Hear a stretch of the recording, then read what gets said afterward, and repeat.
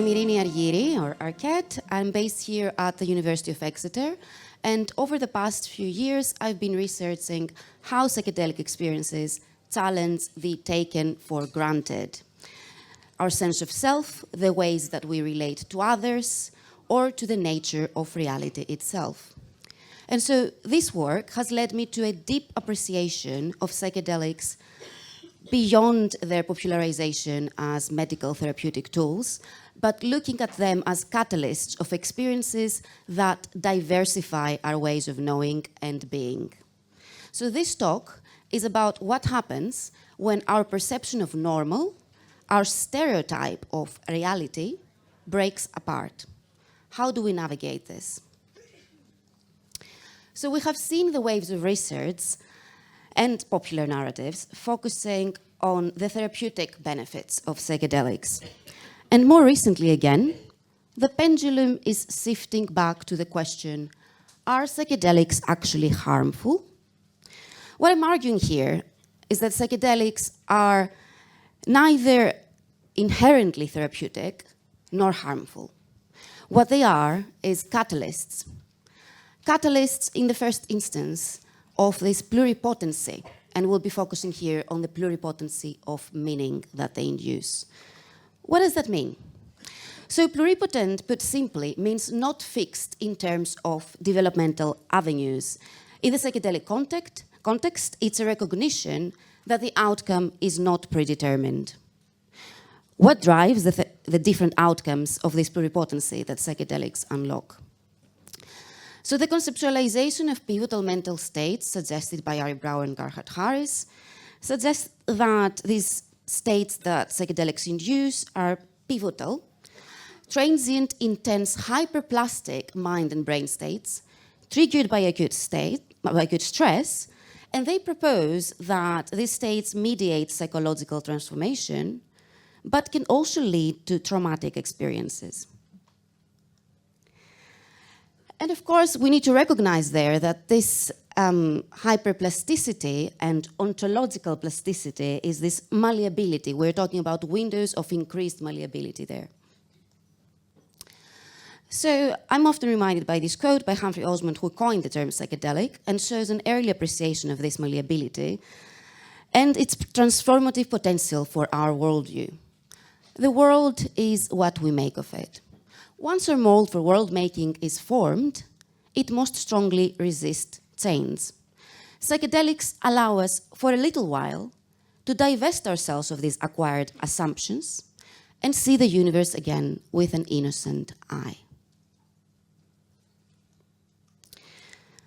So there are certain theories, like predictive coding theories, that suggest that our brain functions as this hierarchical inference machine that works on these assumptions based on our past experience, so using these top-down priors to interpret bottom-up sensory inputs. So psychedelics are thought to disrupt this process, reducing the influence of high-level priors and allowing for greater input from sensory and emotional data.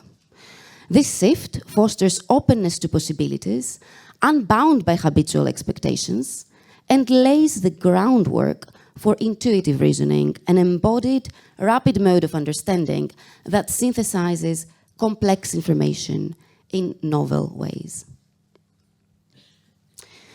And then this philosopher and developmental psychologist, Alison Gopnik, suggests that this liberated state of cognition parallels this exploratory learning that we see in childhood, as was mentioned earlier in this panel as well, and that we do when we're younger, these high temperature searches. So to make sense of our experience, we are not just looking at the nearby and most likely, but we do a wider search of possibility.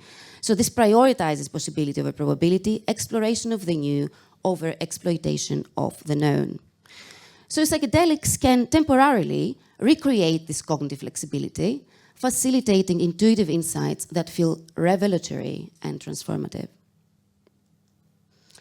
But that's not always an easy process. So I will briefly touch on my work with the Challenging Psychedelic Experiences project. Some of my collaborators are here at this conference. You may have met them. It will be good to speak to them. And I'll just mention these studies, starting with extended difficulties following the use of psychedelic experiences. So we asked people that had psychedelic experiences that led to difficulties that lasted over a day, and sometimes that was years or decades. And we looked at the kinds of difficulties that they experienced. Then we also asked them about the kinds of things that helped them. And more recently, we published this study looking at these coping strategies in relation to specific difficulties, as well as asking people about the duration of their difficulties and severity. And we see here that existential struggle seemed to be one of the longest lasting difficulties, the longest lasting. And so we did this follow-up study, and we asked people in interviews about their experiences, both during the trip, the difficulties that they experienced afterwards, and what they found helpful and unhelpful in navigating this. So ontological shock, originally proposed by theologian Paul Tillich, describes this profound disorientation that occurs when individuals confront the threat of non-being. According to R.D. Laing, experiences that create profound cognitive dissonance between prior perceptions of normality, prior perceptions of reality, and those arising following an anomalous experience that appears genuine, can threaten ontological security, the sense of stability in one's understanding of reality that creates a feeling of trust in the world. And so indeed, this can lead to post-trip difficulties that can be very isolating and difficult to navigate. So we'll briefly dive in this interview study, dealing with ontological shock and existential distress. Again, the majority of the authors here, you can see speak here and speak to them. And so this extended ontological shock and existential confusion that our participants described came with persisting emotional difficulties, including this heightened anxiety, with many participants actually describing wanting to crawl out of their own skin. And then social difficulties, including fear of being alone, but also struggling to interact with others. And they had other cognitive, behavioral, somatic difficulties, like not being able to focus or work anymore, struggling to sleep, or being tortured by nightmares. What was a common thread in participants' difficulties was this sustained destabilization of their sense of reality. So a quote from our participants here. The psychedelic experience was so powerful that it fundamentally challenged my perception of reality and how well I could trust my perceptions in the day-to-day. I could never really trust my sense of what's actually going on. And then they also talked about this overwhelming and sometimes obsessive preoccupation with making sense of the experience. I wanted to understand existence somehow, and I knew I couldn't. But in this DMT high, you feel like you can understand more things, and then you come back, and you're like, what the heck? This wanting to understand the meaning of it all, or the universe, or existence, and then just not being able to take no for an answer. So to recap here, we see that this groundlessness, so this is the feeling that all your previous foundations for understanding the world have gone. And this destabilization can open the door to reconfiguration, but it does come with risks, including confusion, fear, disorientation, and I would add suggestibility here. So we did a study where we asked people when they had, on the other side, these positive transformations and the kinds of changes that came with that. We asked them about their acute experience, so they experienced a lot of awe during their trip, and this seemed to relate to this heightened interconnectedness and an overlap between themselves, other humans, non-human beings, and the world at large. And so we had this qualitative data, these themes that to understand their changes in understanding of themselves, others' reality. And we did this thematic network analysis where we see how these themes relate to each other, which led us to identify 3 clusters, 3 epistemic shifts clusters. Epistemic is about your approach to knowledge, to understanding the world. And so we see in orange there themes that relate to this dissolution of societal and natural boundaries. In purple, this expanded awareness of complexity of people and reality, and this openness to that complexity. And then also these green themes could suggest this increased prosociality. We see people talking about this increased compassion, was a big theme there, as well as acceptance of difference and talking about open-mindedness. So some quotes from this study to get a bit of a deeper insight there. My love for the planet and nature has increased. I have better and more genuine relationships with people and aim to be my best self. It also made me better at comprehending complex ideas. I think it genuinely made me develop a more nuanced understanding of how abstract ideas like economics and people work, as I was thinking more deeply about them in a less biased way. And I can now see much more clearly that all life of Earth is connected because it all comes from the same origin. Although selfhood is necessary to function as an independent organism, I can see that selves are essentially masks through which we experience the world and one another. Underneath it, we're essentially all the same stuff. I have come into a place of realizing an interconnectedness of everything, including human beings. This has created more of an us attitude as opposed to us and them, and has made me understand people's pain as a source of what I might perceive as difficult behavior. So compassion has become an integrated part of how I perceive my world. And I can now see much more clearly that all life of Earth is connected because it all comes from the same origin.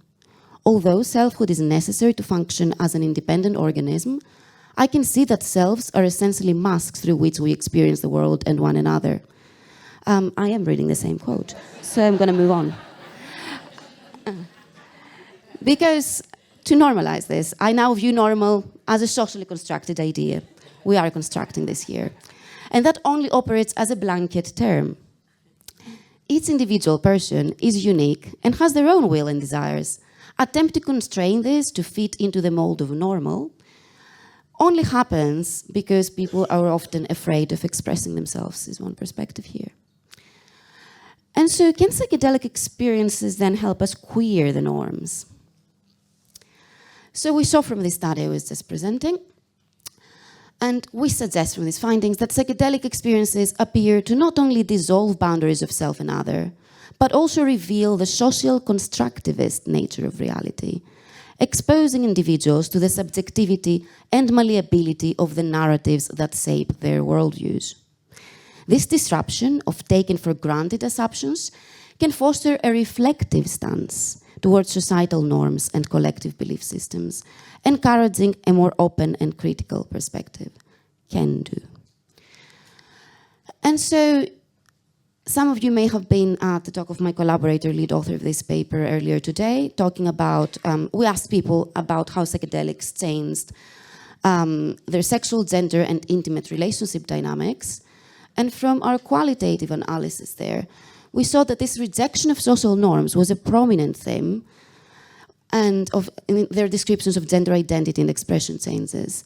Many described a reduction in concern about social perceptions, rejecting the gender binary and normative identities.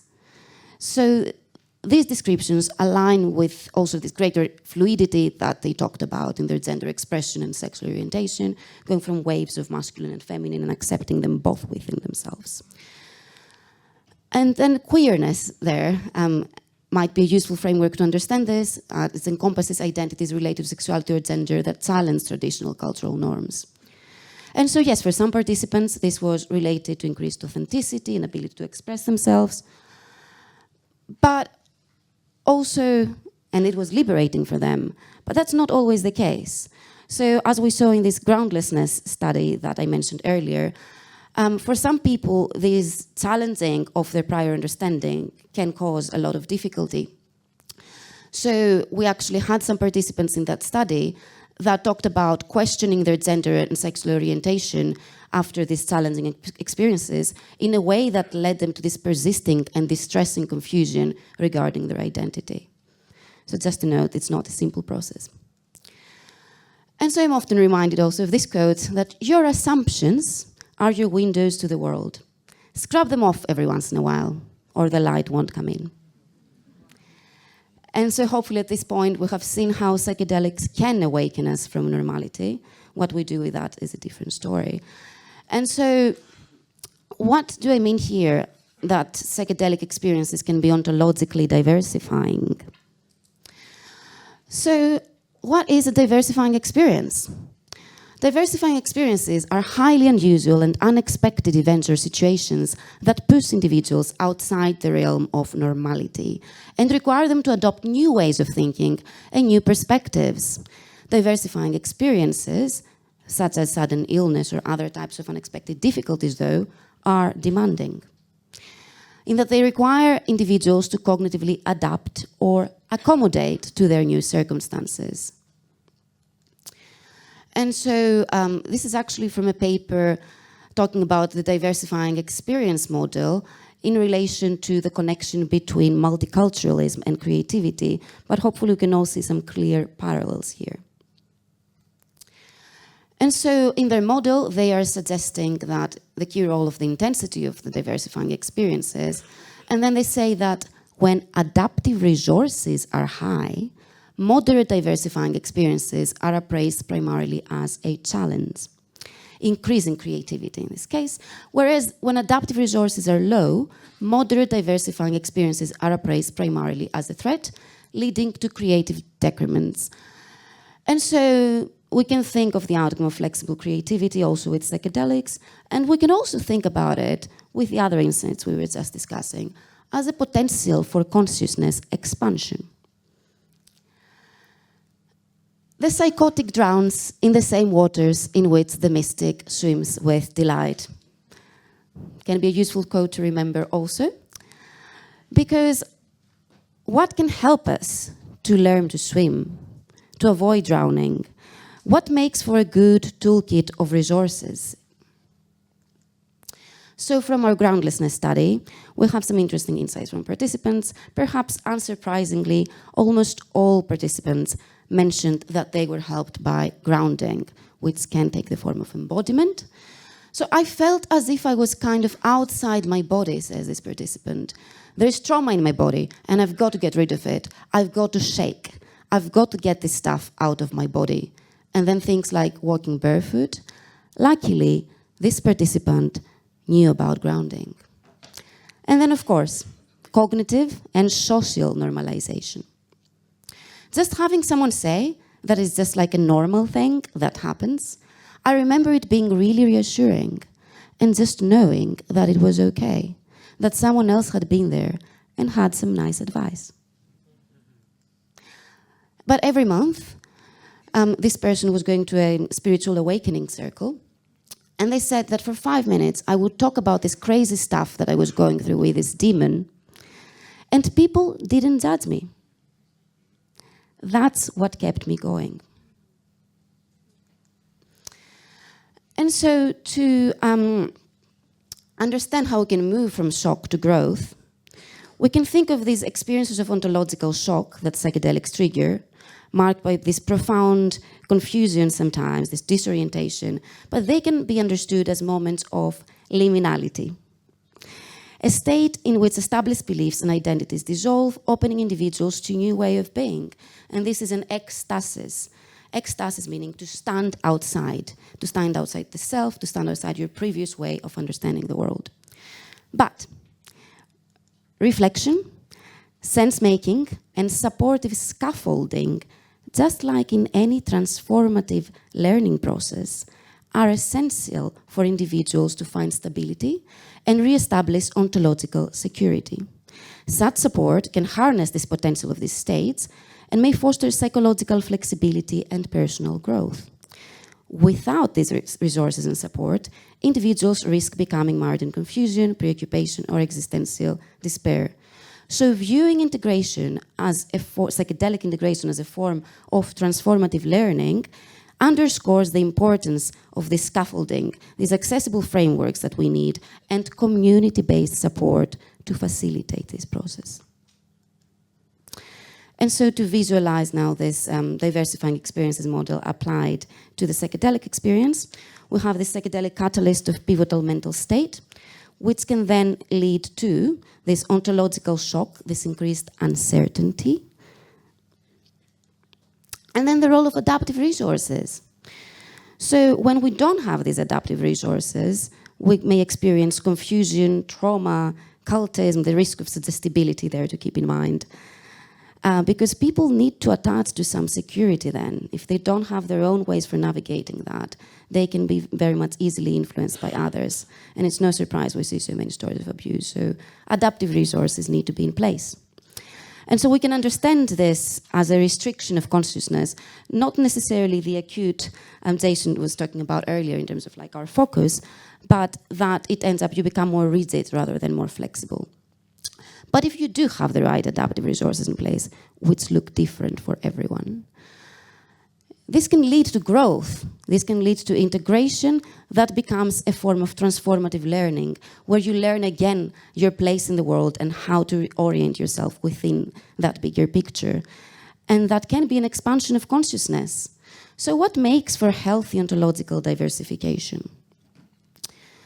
I'm going to bring some food for thought and perhaps questions around not just the individual adaptive resources, but also how can we think about the collective adaptive resources that we need to have in place when we're dealing with this meaning crisis that was mentioned and this increased polarization.